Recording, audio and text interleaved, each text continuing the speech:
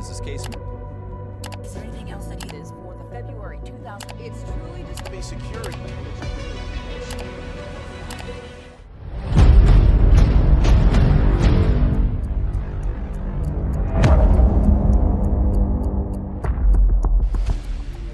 Number 1, TJ Lane. He walked into school that morning wearing a plain white t-shirt. Taking off his button-down shirt to reveal this. But what stood out were the words scrawled across it in bold black marker: killer. At just 17 years old, Thomas TJ Lane would become infamous for one of Ohio's most shocking crimes. Adult prison for the rest of his life. Yesterday, he was sentenced with no possibility of parole. Before that day, Lane was not the kind of student most people noticed. He wasn't especially popular, but he wasn't viewed as a serious troublemaker either. He came from a fractured home life, with reports of instability and tension shaping his early years. Teachers remembered him as quiet, even withdrawn, and some classmates thought of him as odd but not threatening. On the surface, there was little to suggest he was planning something unthinkable.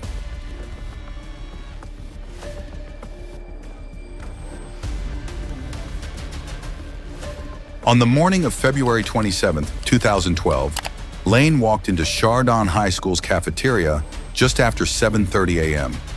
Students were sitting at tables, waiting for first period to start. Imagine being there, talking with friends about an upcoming test, when suddenly the sound of gunfire tears through the room. Lane opened fire with a .22 caliber handgun. 6 students were struck. 3 of them, Daniel Parmertor, 16, Demetrius Hewlin, 16, and Russell King Jr., 17, would not survive. As chaos broke out, students scrambled to escape, and staff rushed to protect those still inside. Lane fled the building but was quickly apprehended nearby. He offered no resistance. The small community of Chardon was left reeling, a town of just over 5,000, now grappling with the loss of 3 teenagers whose lives had barely begun. Investigators found no clear motive. Lane had no direct ties to most of his victims, and prosecutors later said the attack seemed calculated but senseless. His behavior in custody added another layer of unease. Reports described him as eerily calm, even smirking at times during hearings. In 2013, Lane pleaded guilty to 3 counts of aggravated killing and multiple counts of attempted aggravated killing. His defense raised his troubled background and mental health, but the judge emphasized the calculated nature of his actions. Lane was sentenced to 3 consecutive life sentences without parole, ensuring he would never leave prison. Today, Lane remains incarcerated in Ohio. The tragedy at Chardon High School is remembered not just for the lives it cut short, but also for the chilling lack of explanation behind it.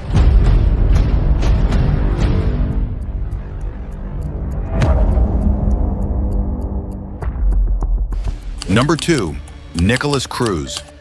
It was Valentine's Day 2018. At Marjorie Stoneman Douglas High School in Parkland, Florida, students were thinking about flowers, chocolates, and an easy afternoon. Instead, the day would end as one of the deadliest school shootings in American history. Nicholas Cruz was 19 at the time.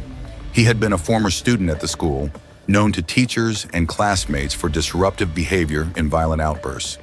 His family background was marked by instability. Both of his adoptive parents had passed away before the attack, leaving him adrift and living with a friend's family. People around him saw warning signs, troubling social media posts, obsessions with weapons, and repeated disciplinary issues. But none of those warnings stopped what was about to happen. On the afternoon of February 14th, Cruz arrived at the school with a legally purchased AR-15 style rifle. He slipped into the campus unnoticed, blending in with students who were finishing classes for the day. Imagine sitting in a classroom just minutes from heading home when the sound of gunfire cracks through the hallway. Cruz moved floor to floor, firing into classrooms and down corridors. Within minutes, 17 students and staff were killed, and 17 others were injured. As students texted their families in fear and teachers barricaded doors, chaos swept through the building.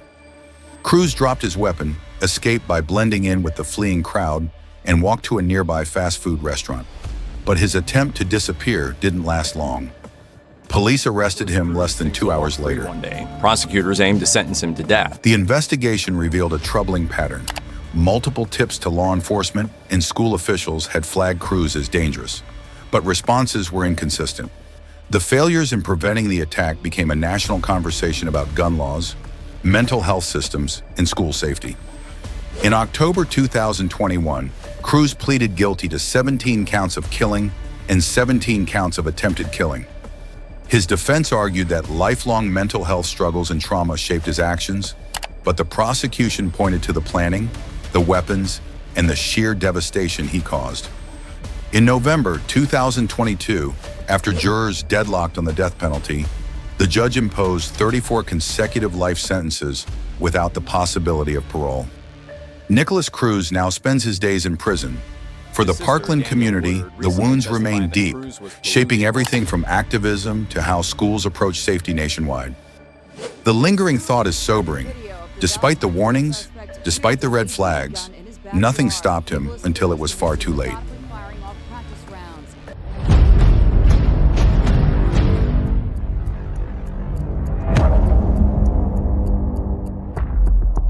Number 3, Timothy Simpkins. He walked into class like any other senior, backpack on, trying to keep a low profile. Within minutes, Timberview High School in Arlington, Texas, would be in lockdown, and a hallway fight would turn into gunfire. Before the shooting, Timothy Simpkins was 19. For Timothy Simpkins, the teenager found guilty of a North Texas school shooting. A recent transfer trying to navigate senior year, and a reputation he said was shaped by bullying. Friends described him as quiet and fashion-conscious, more likely to keep to himself than start trouble. Teachers knew him as a capable student who'd fallen behind during a rocky year. It looked like a typical teen story of pressure and pride, or so it seemed. On the morning of October 6, 2021, a video captured a classroom brawl. Punches thrown, a desk tipping, students shouting. To school and opened fire. Surveillance video played in court shows. Imagine being seated 2 rows back, frozen, as the fight spills into your space. According to investigators, Simpkins broke free, left the room, and returned with a handgun from his backpack. Shots rang out. 4 people were wounded, including student Zacchaeus Selby, who was critically hurt, and a teacher who stepped into the chaos. Video from a gas station security camera in Arlington showed a person prosecutors say is Timothy Simpkins. Simpkins fled in a car, setting off a citywide search. Police recovered shell casings and watched the fight video frame by frame. Later that day, with an attorney, he turned himself in. The clip of the classroom fight quickly became the case's fault line. Was this self-defense after a beating, or an escalation that crossed a hard line the moment a gun appeared? He is facing 3 counts of attempted murder, 3 counts of aggravated assault with a deadly weapon, and 1 count of unlawful carrying a weapon in a prohibited place. Prosecutors charged Simpkins with aggravated assault with a deadly weapon. The state argued the timeline was deliberate. A break in the fight, a retrieval of the gun, then return and fire. The defense pointed to repeated confrontations and said he feared for his safety. Imagine a jury watching the video again and again, pausing at the door, at the backpack, at the first muzzle flash. Each pause carried its own question. When does fear become intent? The jury found him guilty. The judge sentenced Timothy Simpkins to 12 years in prison and imposed a $6,000 fine. He is serving his time while survivors continue rehab, classes, and the slow work of returning to normal.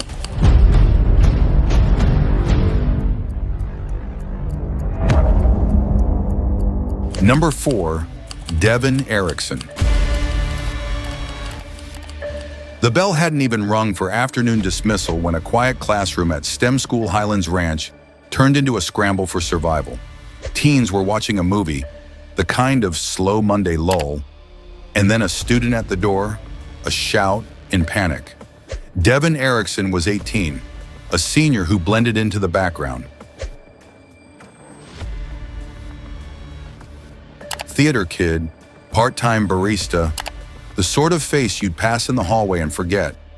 Friends remembered sarcasm and dark jokes. Nothing about that routine hinted at what would happen on May 7th, 2019. Imagine sitting 2 rows from the door, and realizing the hallway isn't safe anymore. According to investigators, Erickson and a younger classmate, Alec McKinney, Fucking open it! Fucking open it! Trying. Hurry the fuck up! entered the school armed with handguns. They targeted a darkened classroom first. In those first moments, 3 classmates rushed one of the attackers. Seniors Kendrick Castillo, Joshua Jones, and Brendan Bialy. Castillo was struck during the struggle and later died. 8 others were injured before the attack was stopped. Sirens converged. The building locked down. In June 2021, a jury found Erickson guilty on all counts, including first-degree killing for the death of Kendrick Castillo and dozens of counts tied to the wounded.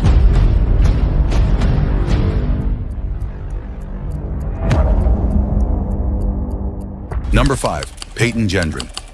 It was a Saturday afternoon in Buffalo, the kind where people stop for groceries and a quick hello.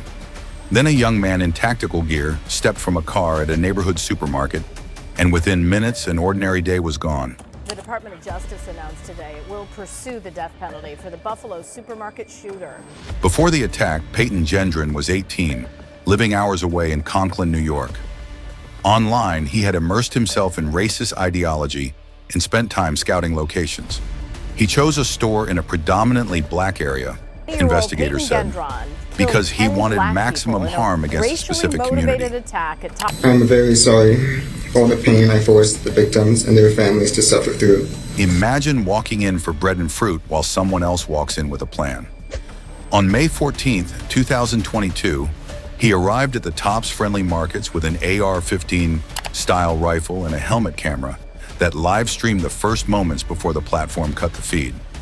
He moved through the entrance and aisles as people tried to flee or hide. 10 black people were killed, 3 others were injured. The shock wasn't just the violence, but the intent behind it. Police confronted him outside and took him into custody. There is no place for you or your ignorant, hateful, and evil ideologies in a civilized society. From there, the investigation moved quickly. A manifesto, search histories, and evidence of planning. The case raised painful questions about online radicalization and how fast hate can travel. Imagine detectives tracing digital footprints that read like a roadmap to a tragedy. In New York State Court, Gendron pleaded guilty in November 2022. 20-year-old Peyton Gendron killed 10 black people in a racially motivated attack. To charges including a domestic terrorism count motivated by hate, and was sentenced on February 15, 2023 to 11 consecutive life terms without parole. He also faces federal hate crime and firearm charges. In January 2024, the U.S. Justice Department said it would seek the federal death penalty, a rare step that keeps the federal case active even as he serves life in state prison. He will never be released under his state sentence.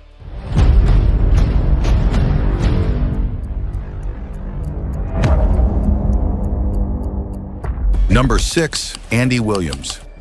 It started as a normal Monday at Santana High School in Santee, California. First period chatter, backpacks slung low, the sleepy quiet of a campus easing into the week. Then a sound cut through the hallway, and routine vanished. Andy Williams, the 2001 Santana High School shooter who as a teenager killed 2 students and wounded more than a dozen others at the Santee campus. Andy Williams was 15, a small, soft-spoken freshman who blended into the background. Friends said he joked to get along, drifted between lunch tables, and sometimes talked about feeling picked on. Teachers remembered a kid who didn't stand out. Imagine passing him in the corridor and never guessing what would happen next. On the morning of March 5th, 2001, shots rang out near the boys' restroom and the quad. Students sprinted for cover, doors slammed, announcements crackled. 2 classmates, Brian Zucker, 14, and Randy Gordon, 17, were struck and later died. 13 others were wounded in the chaos. For the teens huddled behind desks, every second stretched thin. the campus suddenly strange and unsafe. Santana High School shooting where a 15-year-old student shot and killed 2 other students, 17-year-old Randy Gordon and 14-year-old Brian Zucker, and wounded 13 others. Officers converged on the school within minutes. Williams was detained on campus and taken into custody without further injury. The questions came fast. Why here? Why now? Investigators pieced together a timeline from student accounts and evidence, while rumors spread about bullying and warning signs people missed or didn't believe. Imagine detectives mapping footsteps on a floor plan that, until that day, was just a place for classes and after-school plans. Prosecutors moved to try Williams as an adult. The charges were stark: 2 counts of killing and multiple counts of attempted killing. Williams, who's now 38, was sentenced to 50 years to life in state prison for that deadly incident. The defense pointed to his age and claims of intimidation. The state pointed to planning and the harm done. Courtrooms filled with families, classmates, and the quiet weight of what couldn't be undone.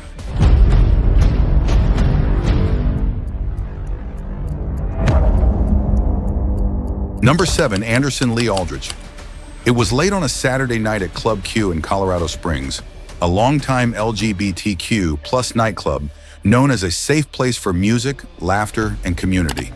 Just before midnight on November 19, 2022, that sense of safety was shattered. At an LGBTQ plus nightclub in Colorado, the man accused of opening fire during a drag queen's birthday party. Anderson Lee Aldrich, then 22, entered the club armed with a rifle and handgun. Without warning, they opened fire on the crowd. Imagine being on the dance floor, music pulsing, when the rhythm is replaced by panic. Lights still flashing as people scramble to shield friends, hide behind the bar, or reach for the exits. Within minutes, 5 people were killed and 19 more injured. But in the midst of chaos came resistance. 2 patrons rushed Aldrich, wrestled the weapon away, and pinned them down until police arrived. The bravery of those inside stopped the attack from claiming even more lives. For investigators, the scene was harrowing. Shattered glass, abandoned drinks, and a community in shock. In the days that followed, questions circled about Aldrich's history. Records showed a prior arrest in 2021 for making violent threats, but charges had been dropped. Fucking shitheads got their fucking rifles out. If they breach, I'ma fucking blow it to holy hell. So, leaving no conviction to block weapon purchases.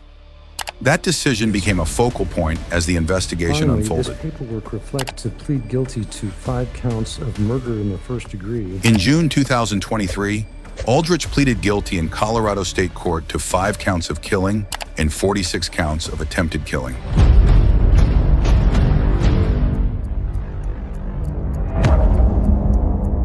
Number 8, James Holmes. The previews were rolling at a midnight movie in Aurora, Colorado. Popcorn, chatter, glowing phones. Then a figure slipped through the exit door, and the room changed forever. James Holmes was 24, a former neuroscience PhD student who had recently withdrawn from the University of Colorado. Classmates remembered a quiet person who kept to himself. He'd seen a campus psychiatrist, and his life seemed to be shrinking into isolation. Imagine passing someone like that on campus. A face you recognize, a name you don't know, and never suspecting what was coming. I had to do it because somebody had to do so after shooting. Just after 12:30 a.m. on July 20th, 2012, during the opening of The Dark Knight Rises, Holmes entered Theater 9 wearing protective gear. Investigators said he released gas and began firing. In the darkness, people ducked between seats. They got down kind of behind the seats pretty fast. You didn't see anyone actually hit by bullets or shells or shot? I saw the one wounded guy they carried out. Pulled friends to the floor, searched for exits they couldn't quite see. 12 people died, 70 others were injured. What had been a shared night out became a maze of confusion and fear. Police arrested Holmes outside by his car. As officers worked the scene, a new worry surfaced. His nearby apartment was booby-trapped with explosives, forcing evacuations while bomb technicians spent hours making it safe. Imagine detectives opening a notebook that detailed planning and timelines, a chilling window into preparation that left little to chance.